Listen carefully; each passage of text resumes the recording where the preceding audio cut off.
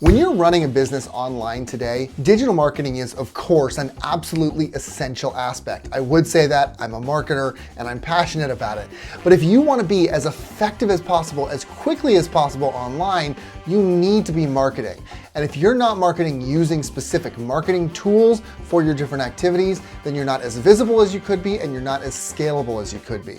That's why today I'm going to talk to you about a bunch of different marketing areas where tools would really help you, including tracking, usage, emails, automations, organizations, hosting, and your website. And I'm going to give you some specific suggestions that I have for each of these areas to really help you out.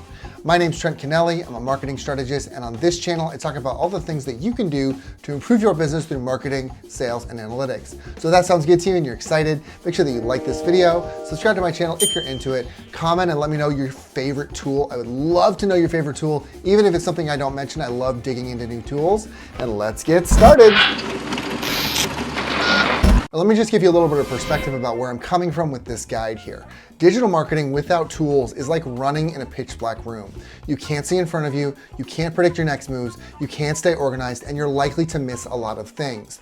But on the flip side, tools can get very expensive. And if you had the money to buy any tool you possibly wanted, you wouldn't be on this video in the first place. We need to clearly understand what's going to be the lowest expense for the highest value. We don't want to go the opposite direction, highest expense for junk, because that's not going to do us any good. So we want something that's relatively cheap while getting the most possible value. So let's first talk about tracking. You need something that tells you as much as possible about what's happening on your site.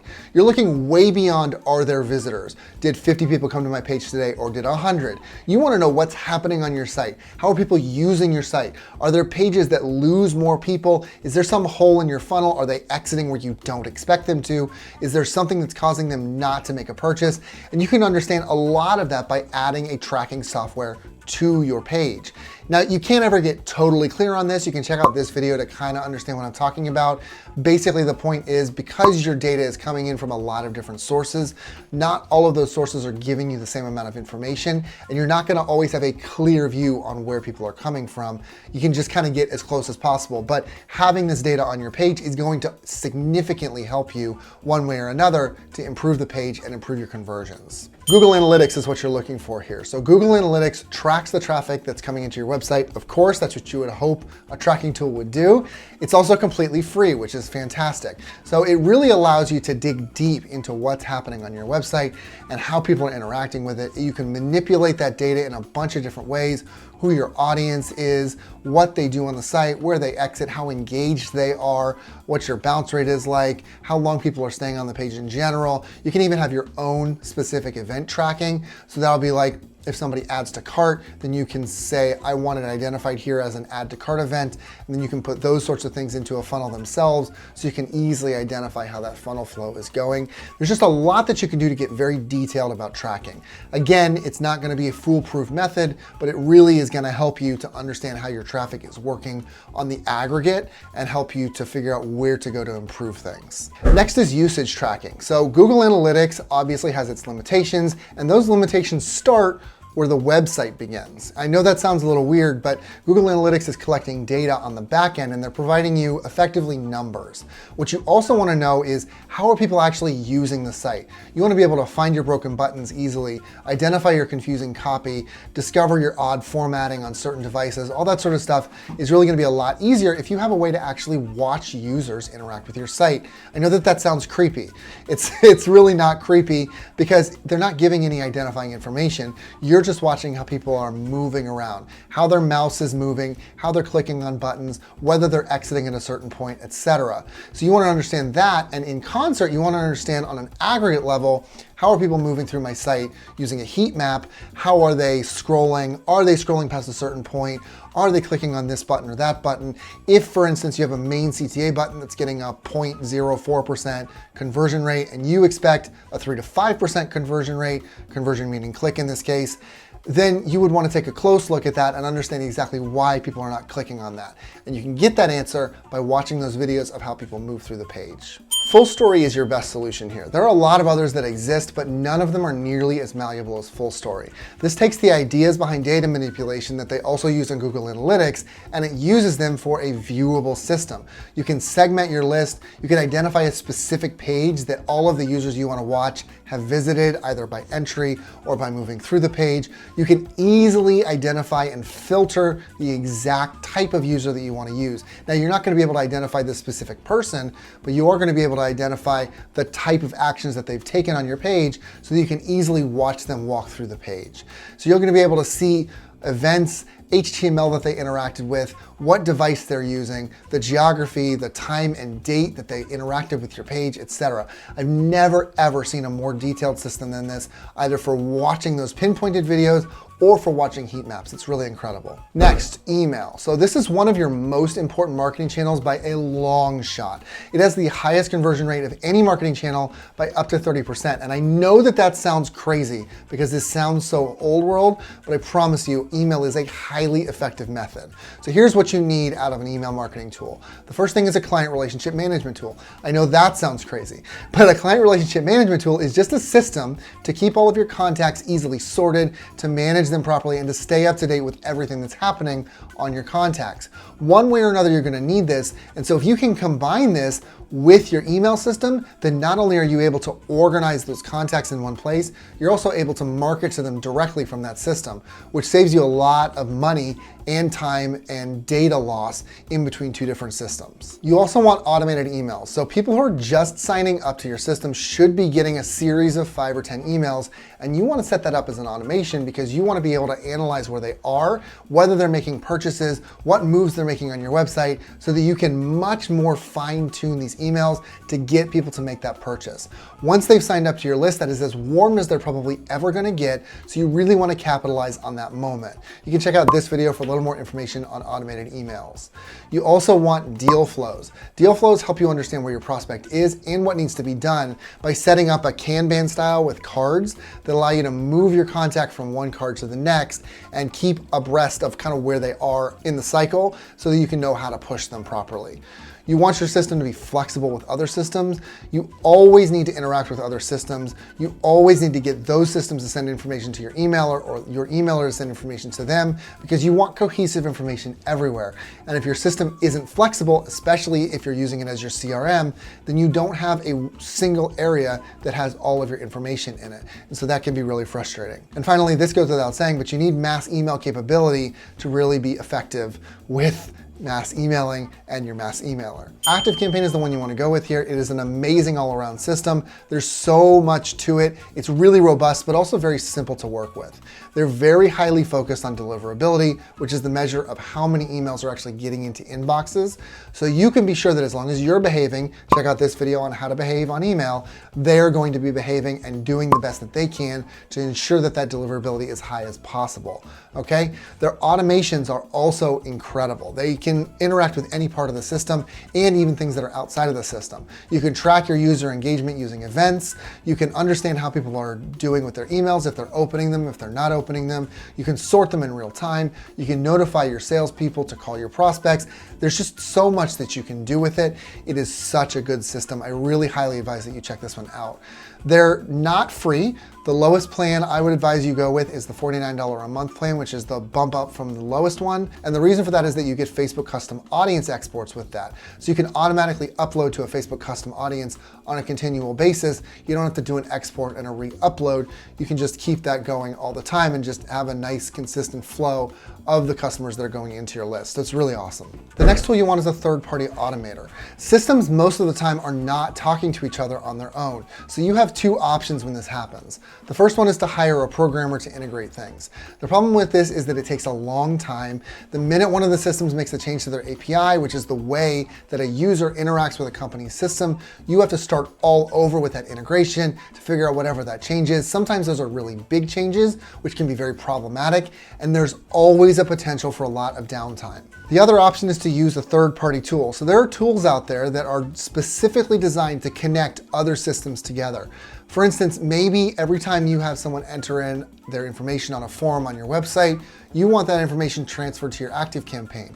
If you're not using an ActiveCampaign form, this is not a straightforward process. You can't just click a button and make that happen. You need a tool to make that connection. Zapier is the best solution here. So Zapier is the industry standard, and in a situation like this, that's what you want because you need as many connections as possible. And here you can connect just about anything to anything, and you can make incredibly complex systems.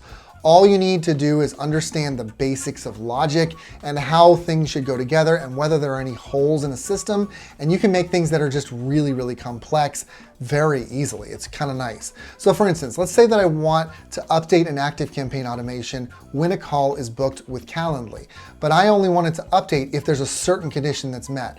All I have to do is add the trigger, which would be the calendar event is set. Then I add a filter to say, I only want to look at this if these specific conditions exist. And then I set up what happens after that. So if that person schedules that appointment, where do they go after that? And it's very simple to set that up. You can see right here, it's a 3-step approach. Next, let's talk about organizing yourself. So ActiveCampaign is a great system for marketing and contact management, but it will not keep you organized. You need to quickly understand for yourself or even amongst your team what needs to be done, what next steps need to be taken, where you are on a particular project. There are many, many ways to do this. Asana, Monday.com, Trello, etc. And they're each unique in the way that they organize the data and share it with you. Some use Kanban, some use lists, etc. I suggest Favro here. So Favro is Trello, Asana, and Monday.com on a hyperdrive. You can organize with cards, lists, and timelines, which is more than you can say about any of those other systems. You can keep them all in the same view, which is phenomenal. So you can move between them as you need to. You can take a card from one, move it to the other, and it updates them both with the tags or the colors or whatever you have there. And you can collaborate how you need. So for instance, I have a lot of clients on there, but they only ever see what I want them to see. They'll only see their own client list. They won't see all of the other stuff that I'm doing on there. So they won't see my other clients. Client A won't see client B. Client B won't see A and C, etc. So I only show them what I want them to see, and it makes things really easy so that they can see exactly what's happening with their project. And they don't have to worry about anything else there. No data leakage. Now on top of all of that, my favorite part is the templates. So this sounds really geeky. How are templates your favorite part? Hear me out. These are a little different. So let's say that you start a project pretty much in the same way every time. So most of the time when I start a project with a client, I start by analyzing their systems and what's happening with their marketing and what needs to be improved, etc. I know that there's a structured list of things that I need to go through every single time. So I don't want to have to write that out in a Kanban form every single time. What I do is I load in a template. It's the same thing every time. It auto-populates. It doesn't have any of the old information from any of the old clients. It's a new template every single time, and it makes my life so much easier. I can move it around like everything else. It just auto-loads. It saves me at least 30 minutes every single time. Next, hosting. So at a bare minimum, to just survive and be alive, a website needs 2 things. You need a domain name and you need hosting. A domain name is the thing that people put into the URL bar when they're going straight to your site. So Amazon.com or Facebook.com, those are URL domain names. And you also need hosting. Hosting is where your data is stored. It's your server space. So when a website is loaded, it's not just bringing that out of nowhere. It's actually your computer as the visitor calling information to the server and saying, hey, give me this data. I want to see this website. So you absolutely need that to run a website. Those are the bare minimum things. So here's what you want out of a hosting service. First, it needs to be easy to navigate. So hosting services and server systems come with a lot of different buttons and settings and little code that you can put in. It can be really confusing if you don't know what you're doing. So it is really important, especially as a beginner, to have a system that is very easy to navigate and very easy to set up. You also want to make sure that it integrates really well and easily with some of those big infrastructures. So like WordPress or Drupal, those kinds of systems. You want to make sure that those are installable very simply, basically snap of your finger to make that happen, because there are a lot of servers that make it just really difficult and annoying to install those systems on unless you have coding knowledge. So you don't want that. You want it to be easy and fast. You also want to make sure that they are not fast to rate limit you. So what I mean by this is that if you get close to the end of your data plan, so you have 20 gigs of storage, let's say, I'm just making a number up, and you're at 20.001, some server systems will just stop you right there, and you can't go any further, and you have a hard time uploading and downloading, and the server speed will be very slow on your system. It'll be a bad user experience for everybody.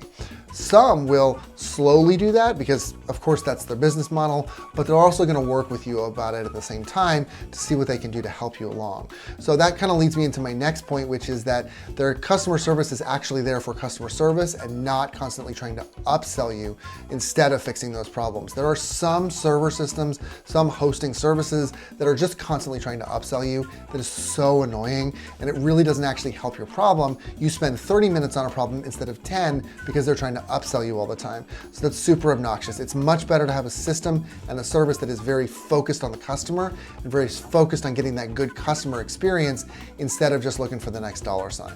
So I suggest SiteGround here. SiteGround is excellent. It's very easy to use. Customer support is on top of things. They are awesome. They are highly responsive, and they're gonna work with you. I had a really complex situation with them when I first started where I couldn't get my system, my old WordPress system on my old server to port over to SiteGround very easily. I had to go through a bunch of different steps to make that happen. Luckily, they were there to really help me along with that process. It would have been much more annoying and much more time consuming had they not been there, so that was really nice. They're also very inexpensive, especially for that level of customer service that they provide. They're running deals all the time for like 3 months for 99 cents. Otherwise, I think I pay around 75 bucks a year for this, so it's really not that expensive, especially for that customer service level. Finally, your website. So this is probably the most important. It's probably also the most obvious. I've kind of been leading up to it the entire video, but I want to drive home why this is so important by first asking the question whether you can sell online without a website. And the answer to that is yes, of course you can. You can sell on Amazon or Facebook or Google Shopping, and you can be very successful that way. But the big problem is that this customer is not yours. What this means is that if somebody buys your product through Amazon, Amazon owns that customer. Amazon has access to their email address. Amazon has access to any other contact information. You don't have that access, they do, and they're not gonna give it to you because it's their customer and they don't want you marketing to them around Amazon's service. So they wanna make sure that they're getting as many people coming into their system and buying from them as possible. It's in their interests, right? So what you really wanna be able to do is sell to them directly, and if you can't do that because you're only selling to them through Amazon, you're at a severe disadvantage to cross-sell them, to target them through Facebook ads or whatever, because you're limited specifically by the system that you sold to them on. So it's better to get them on your website if you can, because they're gonna buy from you on the website, and then you're gonna have that information and they're gonna be owned by you effectively, and you're gonna be able to market to them and cross-sell to them as you want. So at this point in internet history, there are a lot of options for website builders out there. Squarespace and Wix are new in comparison to some of the others, and they're very easy to use right out of the box. But I'm gonna suggest WordPress to you. And if you've been on my channel before, you definitely saw that coming because you know I'm a big WordPress fan. But the reason for that is that it is so flexible. Squarespace and Wix have flexible points, but at a certain point when you wanna do anything slightly advanced, it gets a little bit more complicated as you go. It's much better to use WordPress because WordPress kind of comes to you as a shell, and once you understand how things come together, you can do anything you want on there, and you can find a plugin for just about anything. There have to be millions of plugins. I don't know how many there are, but there are a bunch on WordPress, and anything that you can think of, you can probably find a plugin for on WordPress. So it is really flexible, really user-friendly, and there are builders on there that are just as good, if not better, than the Squarespace and Wix builders. So I don't see a point to not using it, to be honest. So there you go. I hope that that helped you out on your journey to figure out which marketing tools are going to be the best ones for you to really succeed here online and on digital marketing. Let me know if there were any tools that you really, really love that I left out. I'm sure there are thousands of these tools. So let me know. I love to dig into a tool if I haven't experienced it before. Otherwise, make sure that you like this video, subscribe to my channel if you're into it, and I'll catch you in the next one.